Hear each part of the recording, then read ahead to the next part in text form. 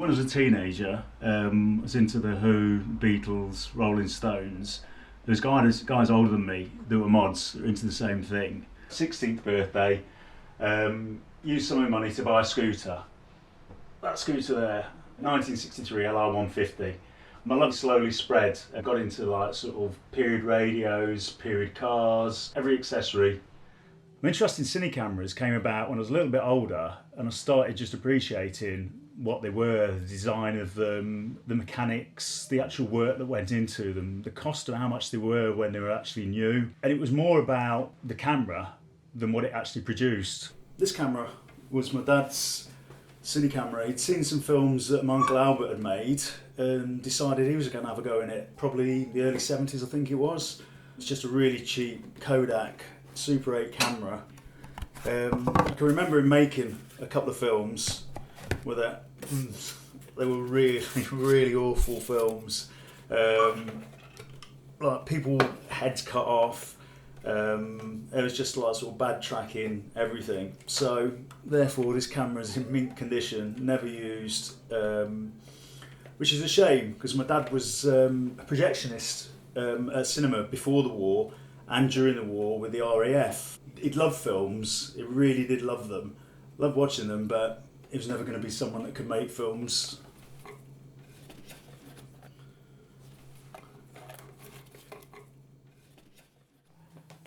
Now, my uncle had a lot more success with filmmaking. He was a really good photographer, produced a lot of fantastic slides. Not Super 8, just a normal 8mm camera. Probably got it in the late 60s, but he made loads of home movies with this.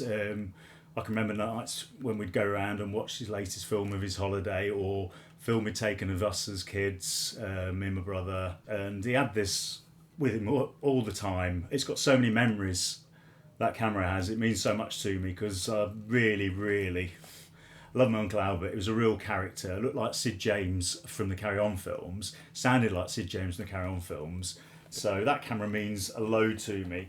When I was a kid, I was given this camera to play with. I was like really careful with my toys. I was a bit anal and all my cars got put away back in boxes and looked after. I never dented or chipped them, so there's probably something seriously wrong with me. So the camera survived intact and working in really good condition. And I started seeing them at car boot sales probably 5 or 6 years ago, and they were £1 or £2 for these cameras, which back in the 1950s would have cost, £100, £120, which is like sort of astronomical cost.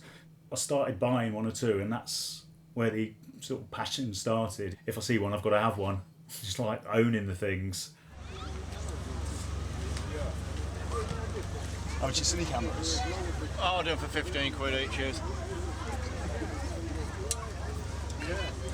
I went to a car boot up at Measham and sat there was this case. Now whenever I see a case like this, I always get a little bit excited. I'll go up to stall, act like I'm not that interested, but I'll have a poke around, open the case.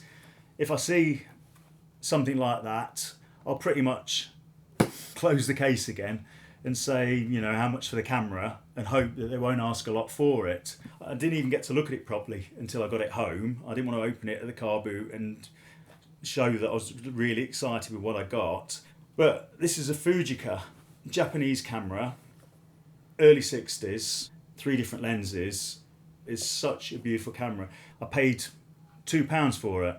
The next week after that, I stumbled upon this box. They just said it was their grandfather's camera and they wanted £1 for it.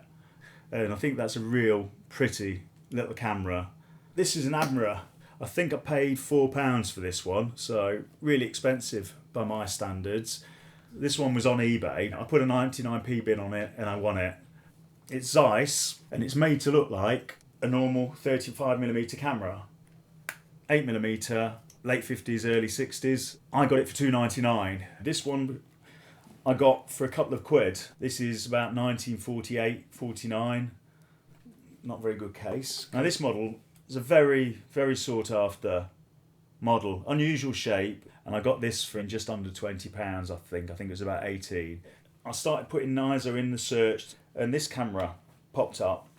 It's a very pretty camera, really sweet ISO camera, meant to be a very good one.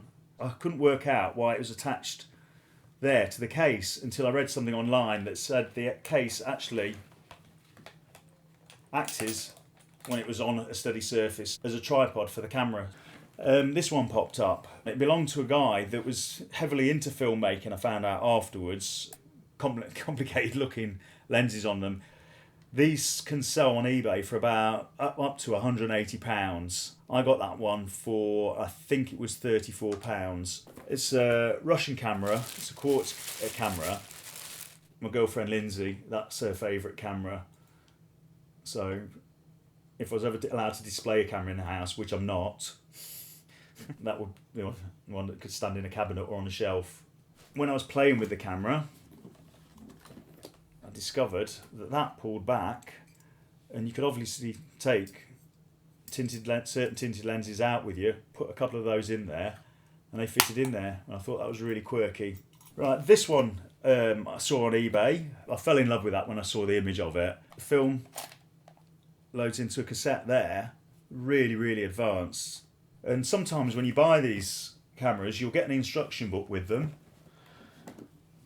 You'll also get receipts and all sorts. This one had an unusual little receipt. It was Hayes Photographic Exchange in Middlesex, and showed that Mr. Timms at some point bought a couple of lenses for this camera and the hold-all case, which I presume is that, and it came to £25 back in 1960. You realise how expensive a hobby it was. It was big money, but it's really nice finding these little things. It's awful, really, because if it hadn't sold, it'd have got thrown away. A lot of people don't appreciate what they are. To them, they're just something that can't be used anymore. They have no meaning to them because they belong to an uncle or a parent or a grandparent. I love watching old movies, old home movies, and they capture an age, they capture a moment.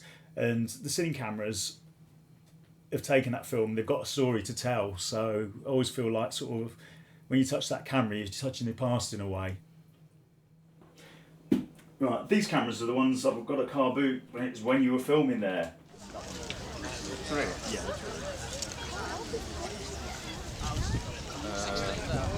28? Yeah, nice chat to you, mate. Take care. Have a good day. Have you got cheaper than that?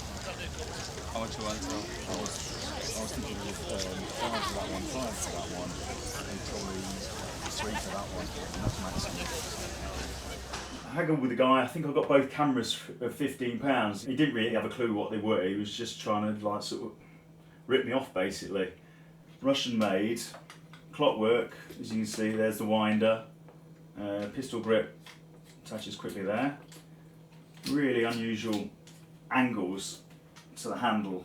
What was a nice surprise when I got this one home was in the case there was a light meter, which I collect, so I was quite pleased to find that. And then on top of that, lo and behold, were extra lenses and filters. I've not seen one like it. Quite a pretty camera. Power zoom on it. The zoom's powered by the motor again. At first I couldn't find a winding handle, so I assumed it was an electric camera, which is a little bit disappointing. I thought the battery must be in the handle. Oh no, hang on, it's not battery. It's clockwork. It's a handle. That is unreal. I have not seen one of those before. It's crazy.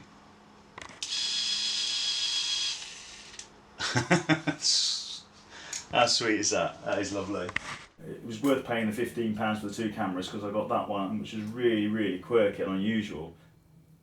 The way I feel about digital cameras and digital technology is totally ambivalent. I appreciate what can be done with digital film and cameras, but I don't feel that the cameras have any soul. There's nothing to them. They're a means to an end. Whereas when I look at old Cine-Cameras, they're all so different from each other. They were sold on their design and their difference to each other. The old cameras, whether it's the film stock or whether it's the camera, it has a soul to it, old film. You know, when you see home movies of people then, watching it, I feel completely different to if I watch someone's home movie recorded on a phone now. Even if it's the worst home movie in the world, there's a warmth to it. There's a colour that you don't see anymore on new film. It's so it's so different. Have you used the Cine-Cameras?